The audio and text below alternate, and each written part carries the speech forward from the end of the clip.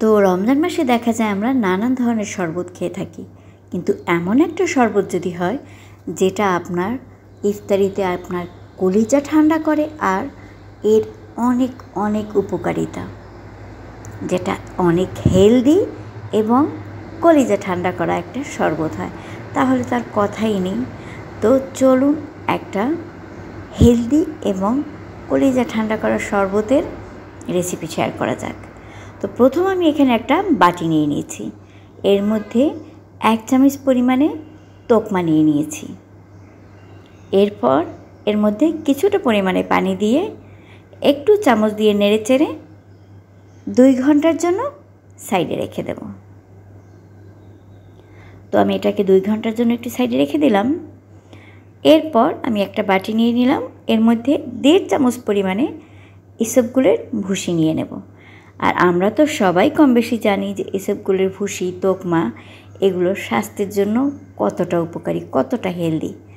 তো এখানে আমি এরপর কিছুটা পরিমাণে পানি নিয়ে একটু খুব ভালোভাবে চামচ দিয়ে মিশিয়ে নিলাম।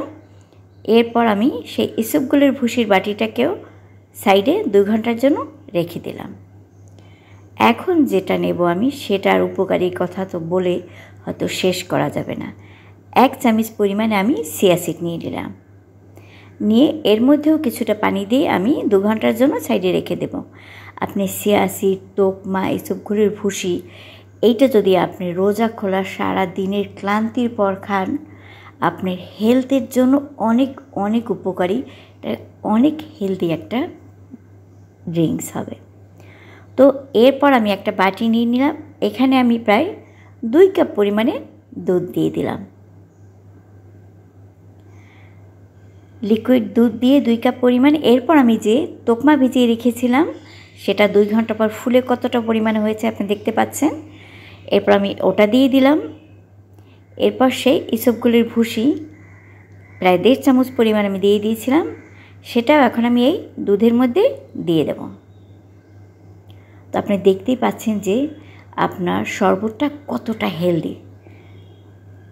আর এটা হচ্ছে সেই চিয়া সিড যেটা আমি ভিজিয়ে রেখেছিলাম, এটাও আমি এই শরবতের মধ্যে দিয়ে দিলাম। তো এখানে আমার তোকমা, চিয়া সিড, ইসবগুলের ভুসি সব কিছু খুব ভালোভাবে নেড়েচেড়ে একটু মিশিয়ে নেব।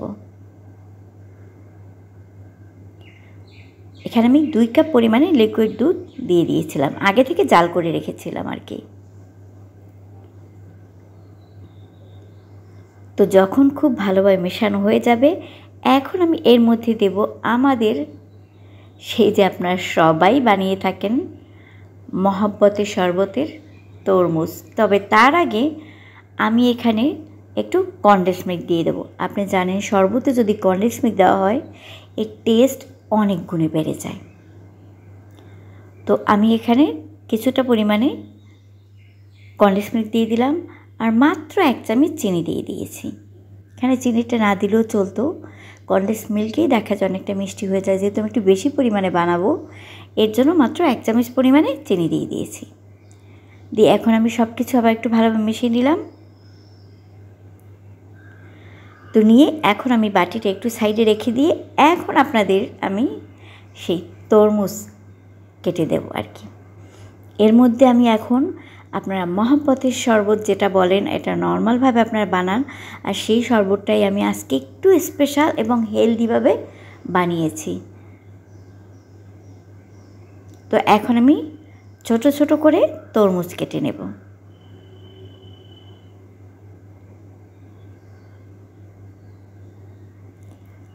তো এখানে আমার অর্ধেকটা পরিমাণ তরমুজ ছিল, যেটাকে আমি একটু সাইড করে রেখে এখন একেবারে ছোট ছোট কুচি কুচি করে কেটে ভিতরে দিয়ে দেবো।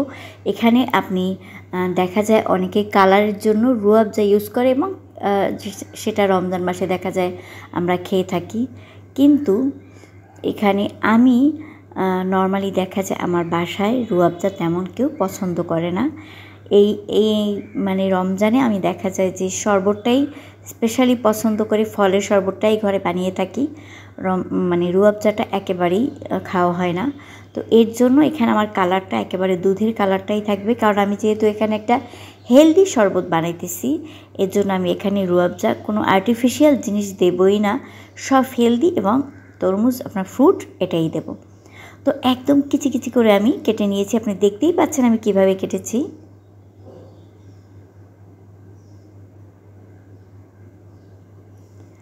তো একদম ছোট ছোট করে আমি তরমুজটা 2 পিস তরমুজ আমি এর মধ্যে কেটে নিয়েছি। এখন একটু নেড়েচেড়ে আমি সব কিছু আবার মিশিয়ে নিলাম। এখানে দেখা যায় যদি আপনি একটু রুয়াবজা দিতেন আপনার কালারটা অনেক সুন্দর আসতো, কিন্তু আমি এখানে হেলদি এবং ন্যাচারাল রাখতে চেয়েছি, এর জন্য এখানে আমি কোনো ফুড কালার কিংবা রুয়াবজা কিছু ইউজ করিনি। এরপর আমি কিছুটা পরিমাণে আইস দিয়ে দিলাম, দিয়ে এখন সব কিছু আমি খুব ভালোভাবে মিশিয়ে নেব। তো মাশাআল্লাহ আপনারা দেখতেই পাচ্ছেন শরবতটার কালারটা কতটা ন্যাচারাল এবং কতটা সুন্দর আসছে। আসলে আপনি দেখা যায় সারা দিন রোজা রাখার পর আমাদের শরীরে অনেকটা পানির ঘাটতি দেখা দেয়, এবং দেখা যায় আমরা অনেকেই অনেক ভাজা পোড়া খেয়ে থাকি, আর এই কারণে শরীরটাও দেখা যায় মাঝে মাঝে অসুস্থ হয়ে পড়ে। তো রোজা খোলার পর কিংবা রোজা খোলার সময় যদি এই ধরনের একটা হেলদি শরবত খাওয়া হয়, যেটা আপনার এসবগুলোর ভুসি বলেন, তোকমা বলেন, চিয়া সিড বলেন, যার গুণের কথা হয়তো বলে শেষ করা যাবে না, এতটাই উপকারিতা। আর সারাদিন রোজার পর এরকম 1 গ্লাস শরবত খেলে, হেলদি শরবত খেলে আমার মনে হয় সারাদিনের রোজার ক্লান্তি একেবারেই শেষ হয়ে যায়। আশা করি অবশ্যই ট্রাই করে দেখবেন।